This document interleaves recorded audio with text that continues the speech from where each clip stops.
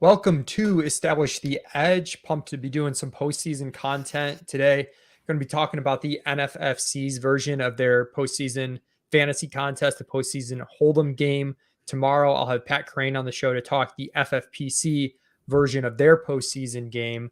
But the NFFC one's quite a bit of fun because there's definitely a ton of routes and a ton of strategy to think about. So to help me with that strategy, bringing on Chris Vaccaro, who is a fantasy contributor to The Athletic.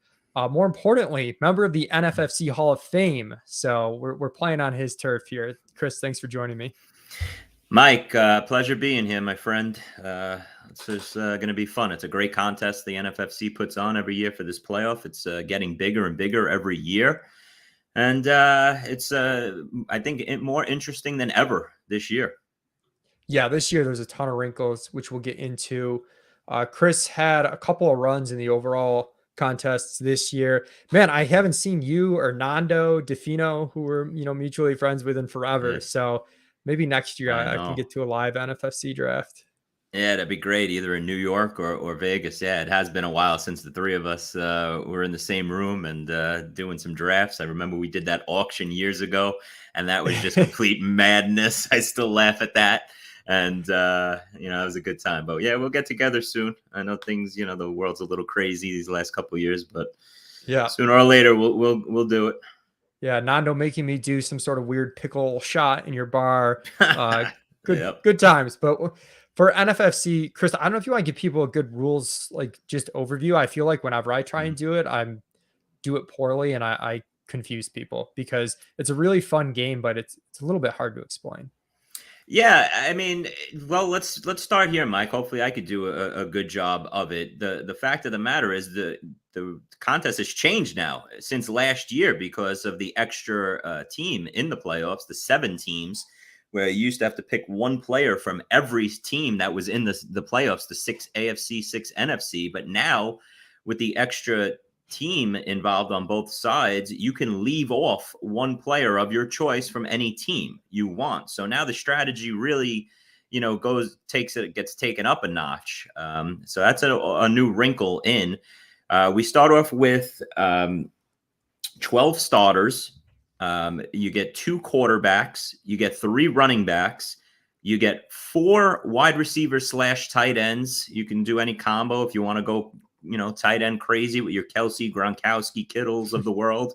You could do that. And then another new wrinkle is that one extra flex play, because in the past, getting 4 running backs in there to start and keep continually putting running backs in, it was just getting too much. So the NFFC opened it up a little bit to get an extra wide receiver / tight end in there.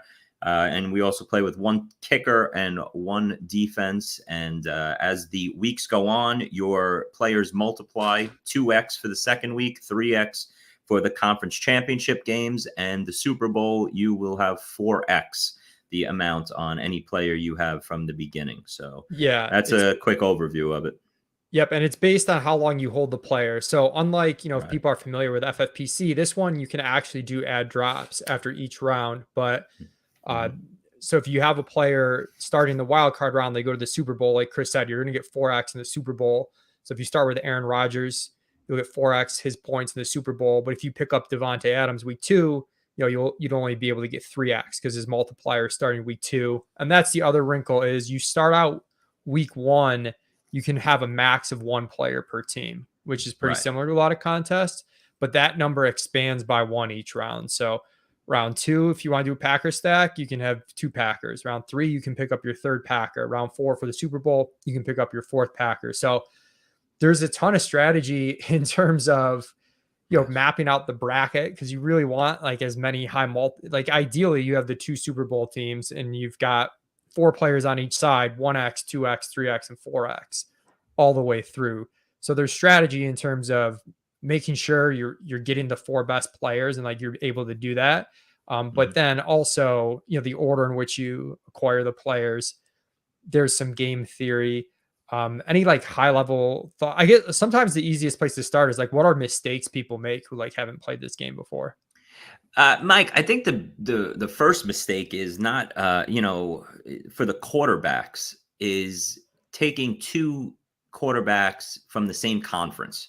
You Mhm. know, right off the bat, let's just say Aaron Rodgers and Tom Brady. And it's like, hey, listen, one of these guys can't go 4x on you, you know, and you're going to lose one of them along the way. So for me, the first thing I do is I say, okay, let's see, who do I think is going to the Super Bowl from each conference, and I'll usually go, you know, split the quarterbacks up that way. You know, if you think the Bucks are playing the Bills in this year's Super Bowl, I'll start with a Brady and a Josh Allen, and then build down that way.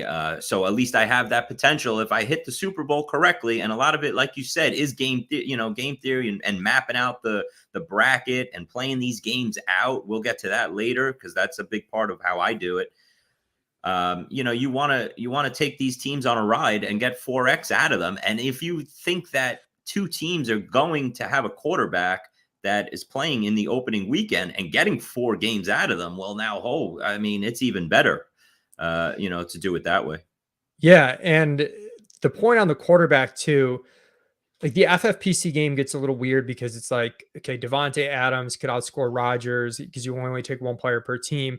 But NFFC, especially the quarterback, is so important because the NFFC scoring, it's 1 point per 20 yards passing, 6 points per passing touchdown. So it gets a Right. lot harder for a receiving option to, you know, overcome the quarterback's points over that 4-week stretch. Like even if you got the, you know, Tyreek Hill outscoring Mahomes in the Super Bowl by a little bit, you know, Mahomes is probably going to pick up enough points along the way to outscore Tyreek, even with the multiplier factored in. So the quarterbacks are super important. I feel like I Mm-hmm. convinced myself to do 2 from a conference last year, just because I was trying to get like either Michael Thomas or Devontae Adams at 4x this year. Yeah.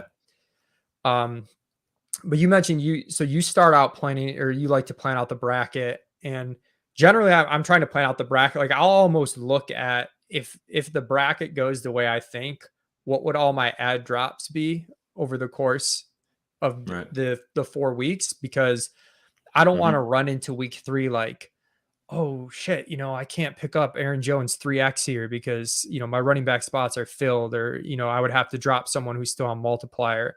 So you don't really want to run into those scenarios. And like you said, like you don't Mm-hmm. want to run into a scenario where, okay, Brady and Rodgers, you know, play each other in round 3 and they can't go to the Super Bowl. So how much like mapping Well, out do you do, and how much is just, you know, flexibility figuring out on the fly? total mapping out, Mike. But just, you know, to back it up to that point, the Brady Rogers thing, you know, I'd rather much put a quarterback in that I feel is going to have a good game in the opening weekend. This is another strategy that, you know, have a Mhm. quarterback that you think is going to put up decent points, 25, 30 points in NFFC scoring, get eliminated, and then I could start the clock over again pretty much. But if a Brady Rogers, just say they meet up in the NFC championship game, well, now I'm going to have a QB, you know, an X1 as my other quarterback in the Super Bowl. And I don't really think you could win the contest like that. It's such a big field. You know, you want to have quarterbacks at least 4x on one side, 3x on another. So if I was to use, like, just say a Kyler Murray in my opening weekend, and I think they're going to lose to the Rams, well, I could take that Kyler Murray points, bank it, and then start over again and get maybe my AFC quarterback to go with the Brady, and go from there. That's just one strategy, you know, that we're talking about. But Yeah, and I pulled up, if you're watching on YouTube, you can see this like a mhm. spreadsheet I made from last year. You can kind of see where I mapped things out. I think I like Oh, had some emergency swaps on here. This might have been like, but you can kind of see where I'm trying to figure out how I max the multipliers. And um, you know, it's easy. You do want to plot it out so you can fully visualize it. But right. one point that you Yeah. just made was something that I feel like I didn't figure out, and well, Hmm. maybe it was just more important last year with the expanded playoff teams. But I think people's inclination is to use the teams they think are going to lose in the kicker and defense spots. Yes. But there I've is done an that. I've made that interesting, mistake. Go ahead. yeah, Sorry. there, because and the problem with that is round 2, when you want to pick people up for the team you think goes to the Super Bowl, you got to pick up a kicker in defense if that Hmm. team loses, and that those aren't the multipliers you want started. So you're almost better off playing like Deontay Johnson at wide receiver or Najee at running back, whatever, who, if you play Mm-hmm. Deontay, you think he's going to lose. You hope you get the good round one score. And then if you're playing a Packers Super Bowl bracket, you've already started with Rodgers. Now you can replace Deontay Johnson with Devontae Adams. So Uh, that's one, like, honestly, I yeah. definitely fucked that up in the past until last Yeah. year. I was thinking Same. about it a little more. I mean, that's the biggest point. If you take anything out of this show that we're doing, Mike, I think that's it. And I've learned that lesson through the years is I would always put my two worst teams, just say this year, Steelers and Eagles. Those are the two teams that people are giving like the least chance to in this opening round. I would stick my, defense in as a Steelers and a kicker as the Eagles. And then I'd realize the following week, I now have to replace my kicker and defense again and eat up the spot on another good team. But the biggest point here, Mike, that I've learned through the years is you want to have wide receivers and a running back position or whatever matched up with your quarterback that you feel are going to lose right off the bat in the opening weekend, like the Deontay Johnson, just say, Mike, because you want to clear up space. People are going to build their teams and go in and look at their 5, wide receiver / tight end spots and say, oh my God, I have Cooper Kupp, CD Lamb, Travis Kelce, all these teams that they're excited because they think they could get them on opening weekend. And then in week 2, get X2 and then hopefully more and more throughout.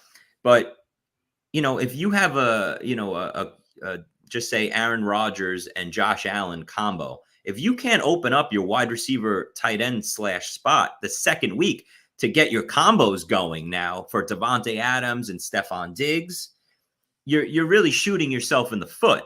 And that's the biggest lesson I've learned because I've gotten to the second week and my quarterbacks, I said, oh man, I can't start putting off my big time stacks together to keep going through. And I think that's the biggest lesson in this contest. You can't just, you got to have to, you can even do like a Jamar Chase and Hunter Renfrow in 2 spots to make sure that one of them is getting eliminated in that first week and clear up spaces that way. Because, I'm sure people will say, well, how do you know, who's going to lose in what games?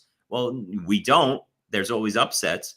But if you put 2 players in, that are playing in the same game, at least you're going to free up a spot there so you can get in your Devontae Adams to hook up with Rodgers or Evans to hook up with a Brady and so on and so forth.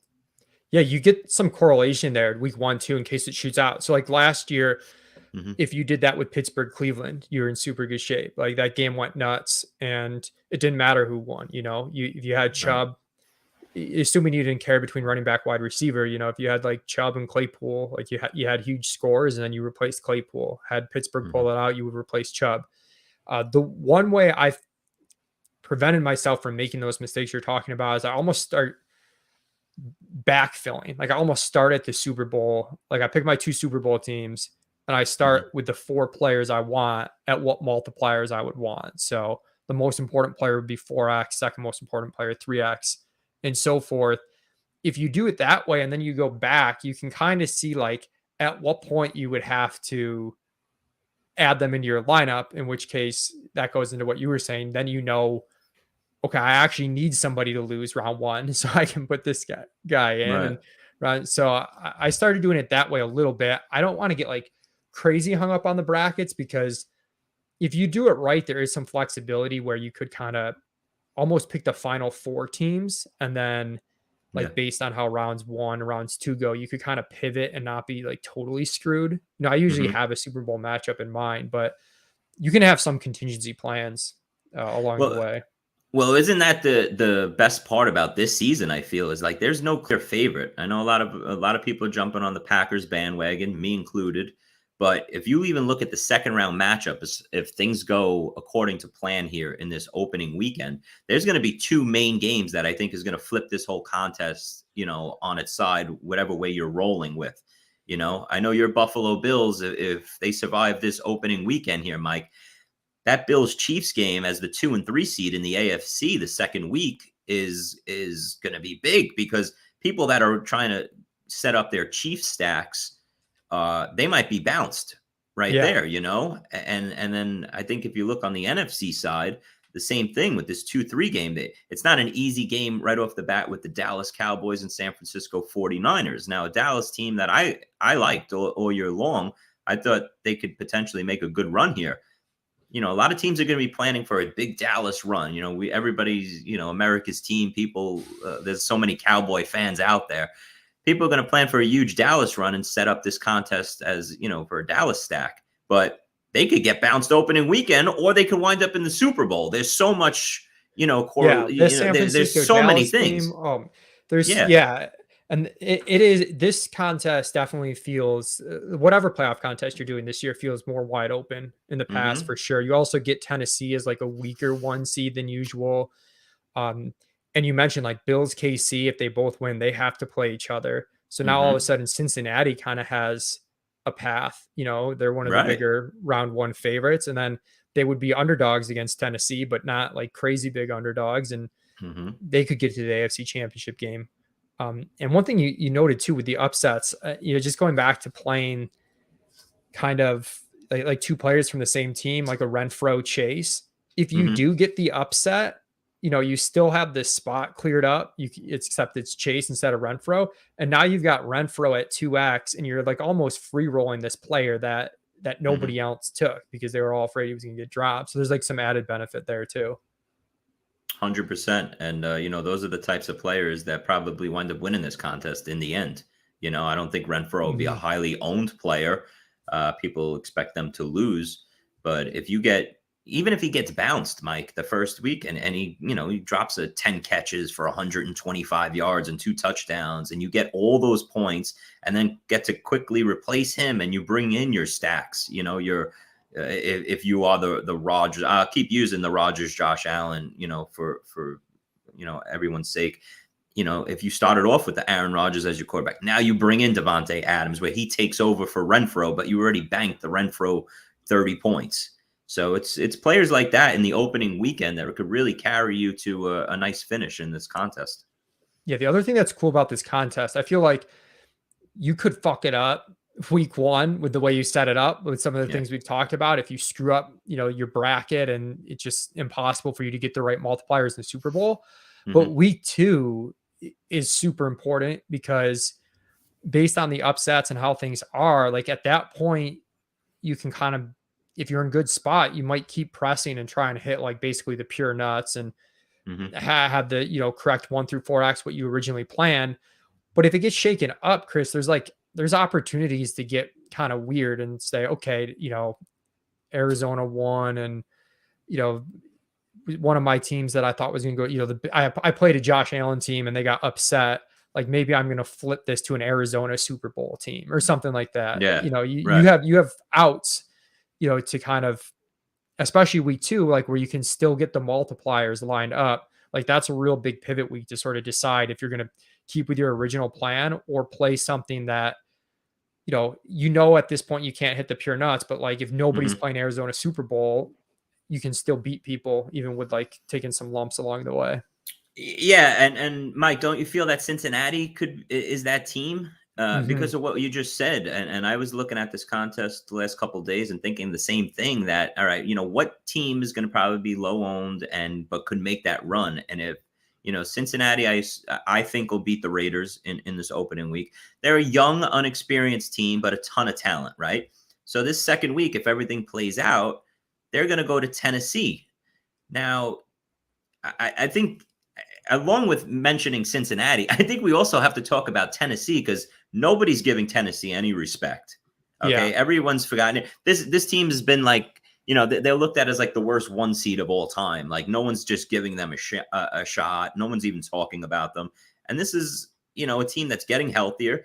They're going to show up in the second week of the playoffs at home, and they're going to have King Henry back there again. And who knows? So Tennessee stacks maybe in this contest. I think that Cincinnati-Tennessee game in week 2, if that's the way it plays out, whoever wins that game, you're looking at, a lot of correlation there. You're looking at a lot of, teams that are low owned and in on those teams to go for a run. And if it is Tennessee, you're going to get them X3 at home in the AFC Championship game. they could win. They could beat the Chiefs. They could beat the Bills. They already did, So who knows? That They're Tennessee team is interesting. Yeah, no, that's a good call because like they're going to be favorites at home in the divisional round. Like, and they only have to face one of Buffalo, Kansas City. There's no way they would have to face both, and they wouldn't face either until the AFC Championship game. So that's important. What's trippy with Tennessee is, like, I'm sure a lot of people will start with Henry. He'll be, I'm guessing, he's going to be pretty popular. He was like 80% last year. I'm going to actually pull up the ownerships from last year. I threw them into a spreadsheet when it locked last year so I could remember. But like round 2 is where you start to get the edge on Tennessee, where I think people probably aren't going to pick up another Tennessee. You can see, 82% was Henry last year. Yeah. You're going to have a couple of those guys this year. With Tannehill, like Tannehill's a weird score. Would you round 2 pick up Tannehill? Or would you pick up A.J. Brown and go Tannehill round 3? So, Mike, I want to flip it on you, actually. What about starting off with A.J. Brown? Okay. As right off the bat, X1. And then in week 2, you free up a running back spot. And that's when you add Henry. And if A.J. Brown comes out and gives that 8 for 110 and a touchdown game, and Henry getting his feet wet in that first game, just has an average game, decent game. That's another way to flip it. I've done some teams already where I've started off with Brown and hope to add Henry. Of course, I've done it the other way too, with Henry first and then Brown. But Tannehill, I mean, now you're really talking getting different. Yeah, now you're really talking getting different. Listen, Mike, you're one of the best DFS players in the world. That's how you win a tournament like that, right? You got to be different. This is basically going to be like a 2,000 team field when it's all said and done. Most likely, you got to look at it as like a GPP, right? Yeah, I really do like your Tennessee call though, because it's one where you can get different, but like you don't without being stupid, because like their odds of going to the Super Bowl aren't that, they're among the top. You're not asking for anything crazy to happen, and people aren't going to build for it. And sometimes that's the best way to go contrarian, where you can do it in like a pretty optimal way. And you also mentioned getting different. Like last year, AJ Brown was 11%, Henry was 82%. So to your point, if you get that big opening AJ Brown game, he'll already be at 2x in your lineup if you started with him versus Henry at 1x. And let's play it out, Mike. Yeah, go ahead. I'm sorry. No, I was gonna say, like, just in general, when you're going different, like you don't have to, like Corey Davis was 2%, right? Like you don't have to take like the third, fourth guys on a team. A lot of times it's the 1A, 1B where everyone's on the 1B. Like I'm curious in Cincinnati too for this year, if everyone is like on Chase and like T Higgins ends up being kind of interesting when they're pretty close to 50-50 probably, but Chase, with the recency bias. Well, Mike, think about this. I mean, I just want to hit on one thing real quick with Tennessee before I jump to Cincinnati, because I definitely wanted to touch on, playing this out on a Cincinnati aspect. But for Tennessee, I mean, they're going to open up, just say, versus the Bengals, okay, at home. There's no reason, that's not, you're not looking at a Jalen Ramsey on the Bengals where shut down corners and A.J. Brown can't have a good game. Now you get to the championship game, just say, and now you got an A.J. Brown maybe against your Tre'Davious White less Bills. So there is opportunity there when you're playing this out, and you're looking at teams that are going to be coming and playing against the Tennessee Titans. He's got some good matchups too. So, and the defense is going to be completely focused on Henry. And everyone, like you said, is going to be on Henry. He'll be over 75% owned as the Titan that people use. It's just a different way to look at it. But real quick, with Cincinnati, Mike, you touched on it, and I wanted to talk about it. That's going to be really interesting because people are looking in this contest for running backs, right? You got to fill up 3 running back spots. And when you go through these teams, it's like, hey, man, who am I going to use at running back? So now I had a tough time getting away from Mixon. As a player, he destroyed the Raiders when they played, a month ago in Vegas. Mixon had a huge game. The wind, I think I saw that the temperature is going to be about 10 degrees and wintry, mess. And, it's Cincinnati wintertime. Maybe this passing game, it struggles a little bit the opening weekend of the playoffs. And Mixon is the guy you want. But, Cincinnati's one of those teams, you spread it out. They have so many weapons and so much talent. You're going to have your people that start off with Jamar Chase. You're going to have the sneaky guys that want to say, hey, listen, everybody's going to go on Chase. Let me go the opposite way and go on T. Higgins. Higgins could completely outscore Jamar Chase for these next 2 or 3 weeks. And then, of course, the Mixon. And you're going to have probably 10, 15% of the people that say, hey, let me get on Joe Burrow and start from there. So Cincinnati's going to be the team that I focus in on when I see the ownership percentage, because it's going to be scattered all over the place. Yeah. And like even thinking back to last year, when you think of a team with like 3 good wide receivers, Pittsburgh, Deontay Johnson was like 50%. And then Claypool and Juju, who had the huge games, were 10%. Like those are kind of the tweaks that I like. Or like Metcalf, even though he ended up delivering, he was 40% last year and Lockett was 20. Like I'd rather do something like that versus try and get Odell Beckham to outscore Cooper Kupp. And it's like, you're drawing kind of thin, and it's like obviously a ton of people are going to take Kupp, but it's a little bit tougher. Man, your point about running back though, it's kind of brutal. This is I've got my projections up for the NFFC, like the per game projections. What do you think people start with at Tampa, because running back's pretty tough? Do you think it's Brady or Fournette? That's really interesting, Mike. We talk about Cincinnati on the AFC side. I think the team on the NFC side that's going to be all over the place is Tampa. I don't know how people are viewing Tampa, Mike. If you're like me, I think Tampa is not long for the playoffs this year. I absolutely love if Dallas can beat San Francisco this opening weekend, Dallas going into Tampa in the second week and beating them. So, I'm tipping my hand, whatever, but that's the way I'm going to play the playoffs out. I think Tampa, it's just not their year. You see things happen. Listen, Godwin's gone. Antonio Brown, that whole fiasco is gone. They just don't have enough, I think, offensively this year to beat these teams. I don't think they have a chance of going into Green Bay and winning if they ever got that far. I was really hoping that San Francisco matched up with Tampa Bay in this first round. I would have liked San Francisco to go into Tampa and beat them outright. But here we are. So I'm not big on Tampa, so I'm going to fade them in this contest a little bit. So all the people that use Brady, I want to see as much Brady ownership as possible to get that out. Fournette, hey, we haven't seen Fournette in a month now. How is he going to – what kind of workload are they going to give him here, in this game? So – that's a spot too. Like tough. If you're fading Tampa, I don't know, you could take a shot at like. I do think they win though, Mike. Like I do think they win versus Philly this week, but Gronk, you got to give him some respect, and Evans too.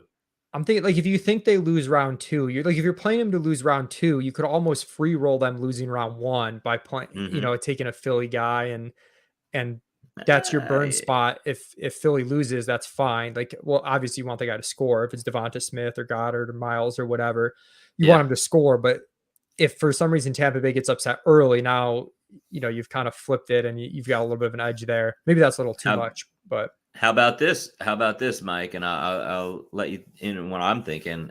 If you think the way I do with Tampa Bay here, why not use the Tampa Bay defense and fade the whole team? Put Tampa Bay's defense in there versus Philly, who you expect to struggle in Tampa Bay. Also supposed to be really bad weather for this game, I saw today. Use Tampa Bay's defense, get the points, hopefully a nice scoring day out of their defense. And then the second week, you still have your defense there as an X2, but you haven't used up, the Brady, Evans, Gronkowski, Fournette, and you keep that open. So that's just that makes sense to me because we'd already talked about you oddly enough do kind of want a team to win in your kicker D spot, round 1, because you want to be starting those multipliers in your skill player positions round 2, not in your kicker D spot. Okay, macro point talking about that. Like, so let's say it breaks wrong, right? Your kicker and D lose, you don't have the running back wide receiver spot. You took Najee, you thought he was going to lose, whatever. You don't have the running back spot to pick up Derrick Henry who you want to, or like however it is. Would you ever stop a player's multiplier to start someone? I never have, Mike. I've never have, but every year this happens in this contest. There is the upset. You're like, I thought that I was going to get that one and done guy out of my lineup, and now here he is, and I don't think he can win another game. This is the end of the road for them. It's so tough to take that player, especially if he's a good player, like you said, like a Najee Harris, Deontay Johnson. To get that X2, because they could still give you a 21-point game, 42 if it's an X2, and go from there. So I can't do it, but I do sit there every year and I say, I should be 1 week ahead of the curve here. Get this guy out of my lineup and let the rest of the field suffer with them in the lineup. And I can now start my stacks on teams that I think are going to, the Super Bowl. It's the $1 million question in this contest, Mike. I'll tell you that much. It is an interesting debate. I just can't do it. I think I maybe did it once on a team last year that just got off to a dreadful round 1 start. And I was like, okay, if I'm going to win this thing, I need 4X in the Super Bowl. I'm going to pivot to a different team. I think that happened last year too. Was really interesting with the Fournette Ronald Jones thing where Rojo didn't play, Fournette smashed.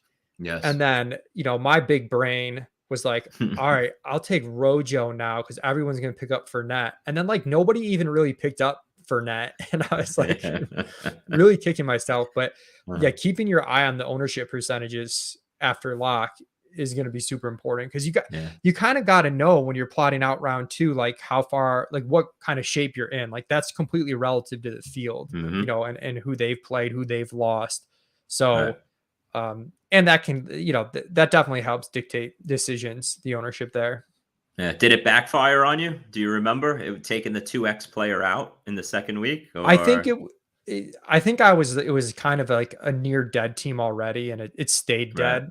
So it didn't work.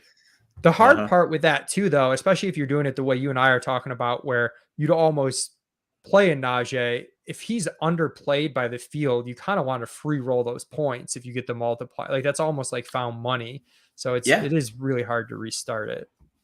And I think, we touched on that earlier. It is important to try and sneak in these guys that you think are going to have a nice one and done game, get that extra point advantage on the rest of this field, and then go from there. And that usually helps a lot. And there's a lot of players. There's a good amount. Like, Mike, how about Eli Mitchell?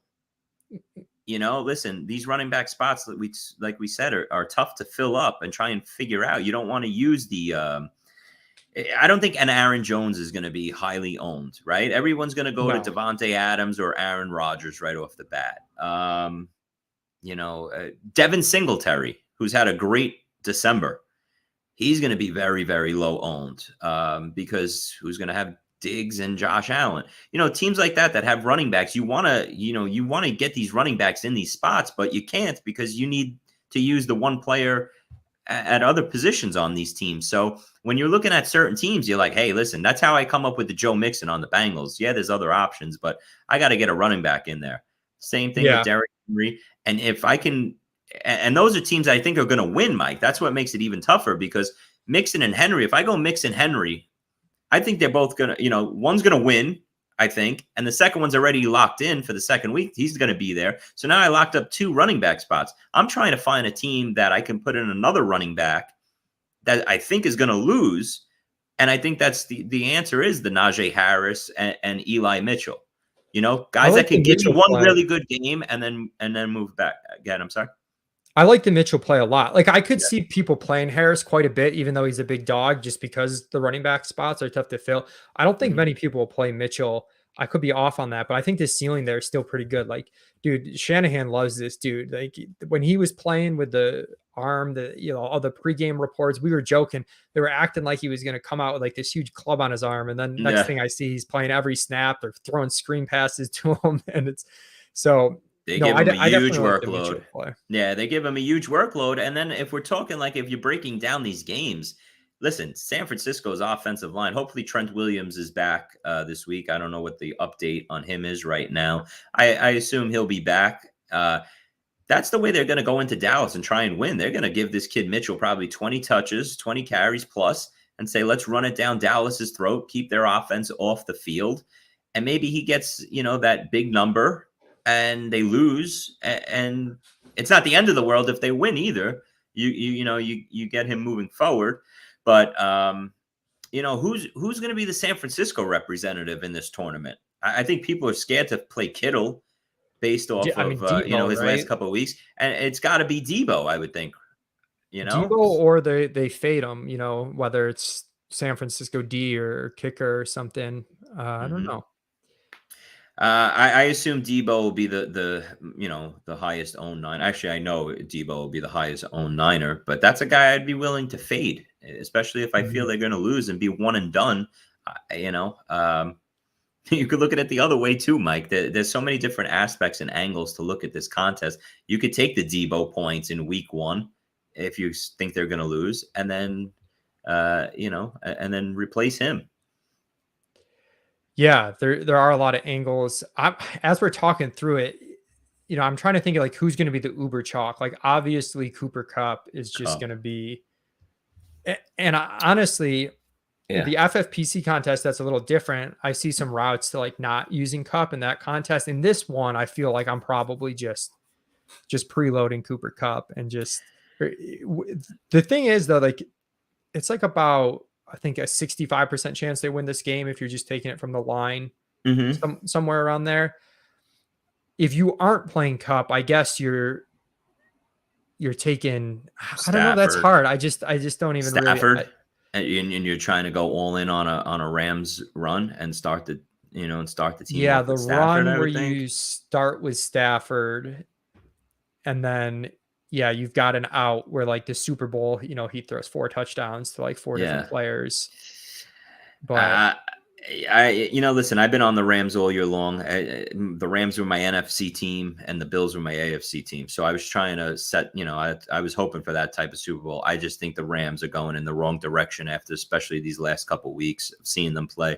Yeah. I think they really screwed themselves with the loss to San Francisco this past week. And, that second week, if things play out correctly, the Rams are now going to have to go into Green Bay, play outdoors in the cold. I really love the Rams if they stayed in between that 2 and 3 seed to play 3 games. But now I'm completely jumping ship. But I think Cooper Kupp will be 100% the he'll be 90% in this contest. I think he'll be the highest owned player on any team. You could lock that in. I think what was the highest number last year, Mike, that you showed? I think it was Henry at 82%. You're looking at 80 to 90% on Kupp. Yeah, I think there was another. Kamara was 81, which was actually pretty surprising last year because Michael Thomas wasn't playing that well, but he was still like there. Right. And then it starts, because of all the multipliers and the ability to add players, it starts to separate. So last year we saw Allen and Diggs like split. This year, I think it's going to be so heavy Allen that, like Cooper Kupp chalk, I'm probably eating. Man, I hate to go against my Bills, but I kind of think like Allen might be like a decent fade where you're just playing a different team to go to the Super Bowl. But just because I think Allen, like a quarterback that's going to be, Allen could be what, like 60, 65%. He was 50 last year. I think this year he's going to be higher just because people aren't going to play Diggs as much. Yes, but at the same time, Mike, I think the Mahomes factor is really going to cancel out so much Josh Allen ownership, depending on where you lay in that. Like where, I know you're the Bills fan. I'm with you this year. I'm all in. But a lot of people don't look at it that way. They still think that the Chiefs are going back to the Super Bowl and these teams are going to start off with Mahomes. So I think that'll keep the Allen ownership manageable. Let's put it that way. Okay. And you can still go, and let me jump right in real quick, Mike. It's still, this is where I would say, hey, if you start your team off with Diggs and you still want to go, that be all in on a Bills run, use a quarterback in the opening weekend that you expect to get bounced. Put in the Kyler Murray if you think he's definitely going to lose. get the points, get him out of there, and then you could restart and make sure you have Josh Allen is is in there. You have a spot locked up for Josh Allen in week 2. That is interesting. Because I've done that strategy at other positions, like we've talked about. I don't think I've done it at quarterback. I've been kind of too scared to do it at quarterback. So I'm glad to hear you bring that up, because I'm probably going to experiment with that.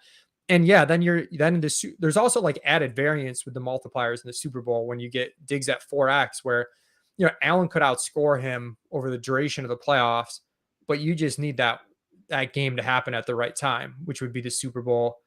To your point though, man, yeah, Mahomes and Allen are going to carry so much. I've got 3 entries into this, so not a ton, but a few. I think I'm going to play a Burrow team looking at this, and just hope that they channel what they did the last 2 games of the season that they were trying, where they had their highest pass rate over expectation. I think they know they have the offense that is built to succeed throwing the football. Burrow's healthy. They're all on the same page. If you get a really aggressive throwing Cincinnati team, and we've mentioned they have a chance to make a run, the bracket plays out in their favor. I think I might start with a Burrow team here. And then try and add the receivers in week 2 and week 3, like a Chase and Higgins. And then what you're doing is you're completely fading Mixon every week of the playoffs. So you kind of have what's to hope hard about it, though. That's what's hard, because he's going to get his, and you got to completely fade him and hope that he has 2 or 3 bad games in a row.